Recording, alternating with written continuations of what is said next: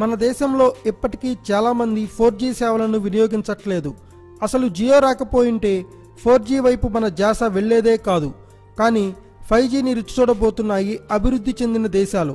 అందులోనూ చైనా ఇప్పటికే 5G signal stations మీద పనిచేస్తుంది.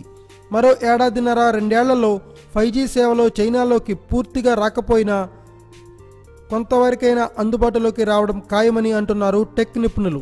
మరి ఈ 5G ఏంటి, ఎలా ఉండబోతుందో చూద్దాం. Zero latency, fast response time, ఊహకందని స్పీడ్తో రాబోతుంది 5G. సింపుల్గా చెప్పాలంటే 5G స్పీడ్ ఏకంగా 10 Gbps దాకా వెళ్ళవచ్చు అని అంచనా.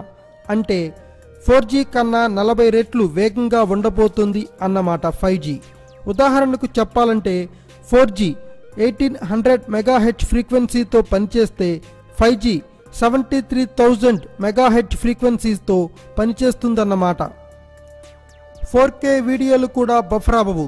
లైవ్ ప్రసారాల్లో 4G నెట్వర్క్లో 60 మిల్లీసెకండ్ల డిలే ఉంటే 5Gలో ఇది శూన్యమని అంటున్నారు. ఇక ఫోన్ కాల్స్ జియోని మించిన క్వాలిటీతో 4G కన్నా 16 రెట్ల నాణ్యతతో ఉంటాయి.